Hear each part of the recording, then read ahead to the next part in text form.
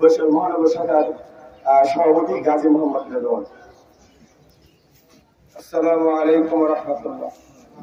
সকলে ভালো আছেন?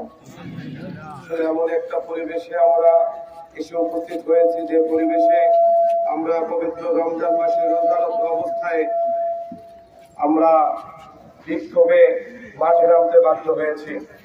সংগ্রামী উপস্থিতি, আপনারা জানেন বাংলাদেশ একটি সংকটময় পরিবেশের মধ্য থেকে যাচ্ছে। ভারত বিভিন্নভাবে বাংলাদেশকে নিয়ে খেলা করার চেষ্টা করছে। এই পরিস্থিতির মধ্যে ভারত বাংলাদেশের মুসলমানদের হৃদয়কে ভেঙে দিয়েছে। তারা ভারতের নাগপুর সহ বিভিন্ন জায়গায় মুসলমানদের উপর অত্যাচার করছে। ভারতের বিভিন্ন জায়গায় মোদী সরকার ক্ষমতা আসার পর থেকে এখন পর্যন্ত ভারতে হিন্দুত্ববাদীরা মুসলমানদের উপর নির্যাতন চালিয়ে যাচ্ছে। আমরা বলতে চাই, 5ই আগস্ট পরবর্তী এই বাংলাদেশে যখন আওয়ামী লীগের গুন্ডা বাহিনীরা বাংলাদেশকে একটি অস্বস্তিকর পরিবেশের মধ্যে ঠেলে দিতে চেয়েছিল, তখন কিন্তু আমরা ইসলামী আন্দোলন বাংলাদেশ সহ সবাই মিলে, বাংলাদেশের আপামর জনতা মিলে আমরা হিন্দুদের মন্দির পাহারা দিয়েছিলাম, তাদের বাড়ি পাহারা দিয়েছিলাম।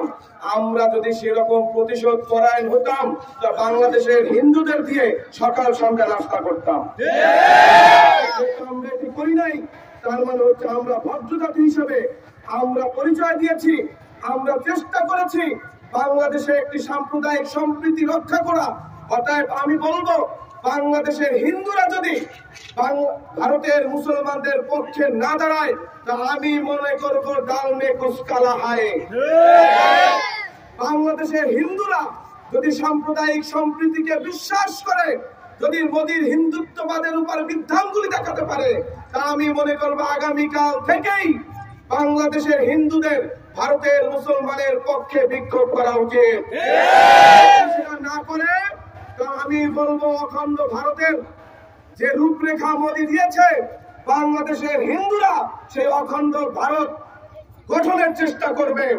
আমরা এর তীব্র নিন্দা প্রতিবাদ জানাচ্ছি এবং আমরা বলতে চাই, যারা ৭১-এ রক্ত দিয়ে বাংলাদেশকে রক্ষা করেছে, দরকার বোধ আবার ২৫-২৬ রক্ত দিয়ে বাংলাদেশকে রক্ষা করবে।